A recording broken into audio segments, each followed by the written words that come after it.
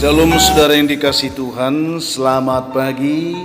Senang dan bahagia rasanya karena masih bisa menyapa saudara di pagi yang indah ini kembali.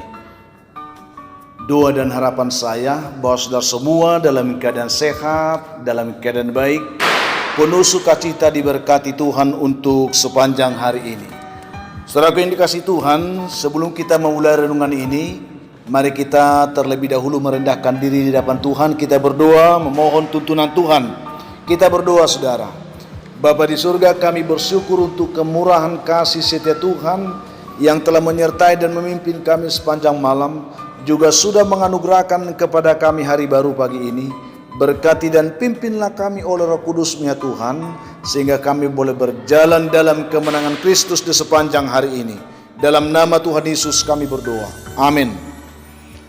Saudaraku yang dikasihi Tuhan, firman Tuhan yang menjadi renungan kita pada pagi hari ini saya siapkan dari kitab Roma pasal yang ke-8 ayat yang ke-5 dan ayat 6. Demikian bunyi firman Tuhan saudara, saya akan bacakan. Sebab mereka yang hidup menurut daging memikirkan hal-hal yang dari daging, mereka yang hidup menurut roh memikirkan hal-hal yang dari roh. Karena keinginan daging adalah maut, tetapi keinginan roh adalah hidup dan damai sejahtera. Itulah yang akan kita renungkan saudara. Topik renungan kita pada pagi hari ini yaitu prasangka buruk yang berakhir dengan penyesalan. Itu yang akan kita renungkan.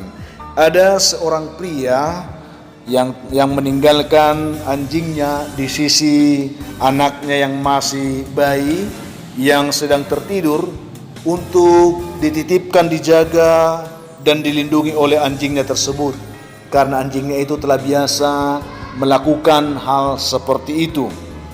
Lalu saat itu dia pergi sebentar untuk berburu.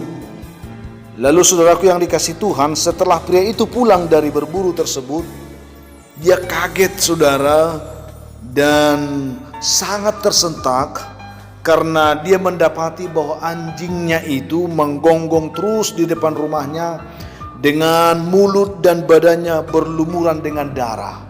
Luar biasa, bisa dibayangkan bagaimana perasaan si ayah tersebut atau pria tersebut. Lalu dengan spontan pria itu saudara mengacungkan senapannya ke arah anjingnya itu dan menembaknya, sehingga saat itu juga anjing itu mati saudara. Lalu setelah itu dia bergegas untuk masuk ke dalam rumahnya untuk melihat keadaan anaknya itu. Namun tiba-tiba dia begitu kaget karena dia melihat ternyata ada seekor serigala yang sudah mati berlumuran darah di dalam ruangan rumahnya. Sedangkan anaknya itu baik-baik saja dan selamat, tidak ada masalah dengannya. Lalu saudara melihat itu, pria itu pun sangat menyesal. Dia begitu dibayangi rasa bersalah serta diliputi dengan penyesalan yang sangat dalam, karena ternyata saudara anjingnya itu telah berkelahi dengan serigala dan membunuh serigala itu karena hendak mengganggu anak majikannya saudara. Tetapi ketika pria ini melihat badan dari anjingnya itu berlumuran darah, dia langsung berprasangka bahwa anjing ini telah menggigit atau bahkan membunuh anaknya. Itu sebabnya dengan buruk sangkanya itu, dia dengan begitu spontan mengacungkan senapannya untuk menembak anjingnya itu sampai mati. Saudaraku yang dikasihi Tuhan Yesus Kristus, betapa banyak sebenarnya kehidupan kita yang dirugikan hanya oleh karena kita sering berburuk sangka dalam kehidupan ini. Kira-kira itulah yang akan kita renungkan. Begitu banyak, betapa banyak saudara, kita sering mengalami kerugian, mengalami penyesalan-penyesalan, kita kecewa hanya karena akibat dari ulah berburuk sangka kita sendiri. Ada banyak hubungan-hubungan yang tadinya baik, tetapi karena buruk sangka kita hubungan itu menjadi renggang. Ada begitu banyak persekutuan-persekutuan yang tadinya akrab, tetapi karena kita selalu berburuk sangka, persekutuan itu menjadi bubar dan seterusnya. Masih banyak lagi saudara. Ada begitu banyak hubungan-hubungan yang retak, yang rusak. Padahal tadinya hubungan itu begitu erat, begitu akur, begitu baik. Bahkan terputus hanya karena sebuah prasangka buruk atau kesalahpahaman yang tidak beralasan dengan baik. Saya tidak tahu bagaimana sudah menangkap pemahaman ini, menangkap ungkapan ini saudara. Saya tidak tahu betapa sering saudara melakukan kesalahan yang seperti ini. Ingat saudaraku yang dikasih Tuhan, jangan kita melihat dan menanggapi segala sesuatu hanya karena dengan mata kepala kita sendiri yang terbatas saudara. Tetapi lihatlah dengan akalmu, lihatlah jelas dengan hatimu. Jangan tergesa-gesa dalam menghukum sesuatu perkara hanya karena dengan pertimbangan pandangan mata saja, berdasarkan apa yang kita lihat saja. Hendaklah saudara kita dengan sungguh-sungguh mau mengetahui terlebih dahulu akar dari setiap masalah yang sebenarnya. Maka kita akan dengan bijak menentukan sikap untuk bisa menghilangkan akibat-akibat dari buruk sangka yang menyedihkan, yang mengecewakan, bahkan yang menimbulkan kekecewaan yang tiada taranya. Saudaraku yang dikasih Tuhan Yesus, jangan sampai kita mengorbankan sebuah hubungan yang selama ini terjalin baik, sebuah persekutuan yang selama ini terjalin kompak, ya hanya karena ini penting saudara, ingin memuaskan hasrat sebuah prasangka buruk kita. Jangan saudara, kita yang akan rugi saudara. Jangan mengorbankan hanya ingin memuaskan hasrat prasangka buruk saudara. Mari saudara, sebelum kita jelas memahami ujung pangkal setiap persoalan, jangan membuat sebuah tindakan hanya karena merasa buruk sangka yang salah. Tidak penyesalan yang mengakibatkan keuntungan. Penyesalan selalu membuat kita rugi. Penyesalan akan membuat kita selalu ada dalam perasaan bersalah dan seterusnya. Jika itu yang kita lakukan, kita belum sungguh-sungguh hidup dalam Tuhan. Jika itu yang kita perbuat, sungguh kita masih hidup menurut daging saudara.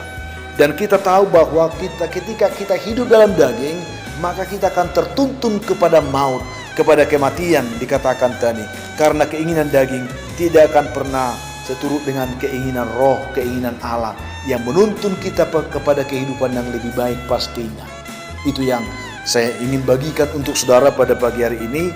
Kiranya dengan pertolongan Tuhan saudara, dengan mendengarkan renungan ini, kebiasaan buruk yang selalu berburuk sangka terhadap teman, terhadap sesama, terhadap suami, terhadap istri, anak-anak dan seterusnya, dengan mendengar renungan ini, tinggalkan itu.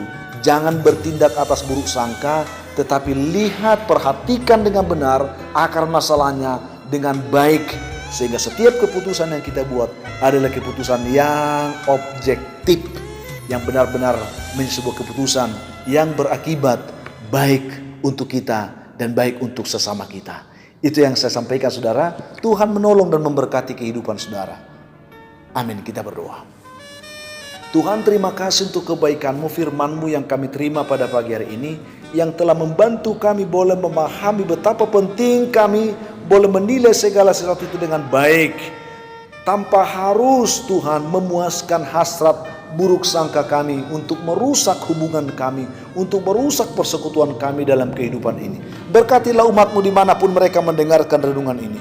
Yang lemah Tuhan kuatkan, yang berbeban berat Tuhan berikan mereka kelegaan, yang dalam pergumulan-pergumulan yang lain, yang berduka cita Tuhan hiburkan, yang dalam pergumulan sakit penyakit dimanapun mereka saat ini sedang menggumuli sakit penyakit mereka, baik di rumah maupun di rumah sakit.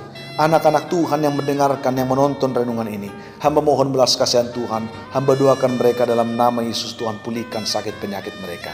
Yang sedang bergumul mencari pekerjaan pun, biarlah mereka boleh melihat campur tangan Tuhan untuk membantu mereka menemukan pekerjaan yang baik. Yang bergumul juga Tuhan saat ini untuk mencari jodoh, buka jalan supaya mereka menemukan jodoh yang baik. Yang mengharapkan keturunan, berkatilah buah kandungan mereka. Anak-anak kami yang sedang bergumul dalam pendidikan dimanapun mereka bersekolah, khususnya yang sedang belajar di rumah dalam masa pandemi ini, berkatilah mereka semua, berikan semangat belajar, biar Tuhan memimpin mereka kepada keberhasilan yang baik. Itu yang kami harapkan Tuhan. Dan saya percaya masih banyak anak-anak Tuhan yang saat ini, ketika mereka mendengarkan renungan dan doa ini, mereka mengharapkan jamahan Tuhan, mengharapkan pertolongan Tuhan. Hamba doakan mereka dalam nama Tuhan Yesus, biarlah mereka juga boleh diberkati oleh Tuhan. Terima kasih Tuhan, dalam nama Yesus kami berdoa. Amin.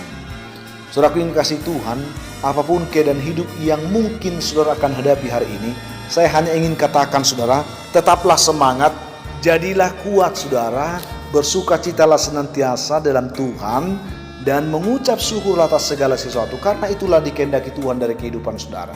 Dan kalau saudara mempunyai beban, pergumulan hidup yang berat, dan saudara rindu didoakan, hubungi kami saudara di nomor telepon yang tertera di layar saudara.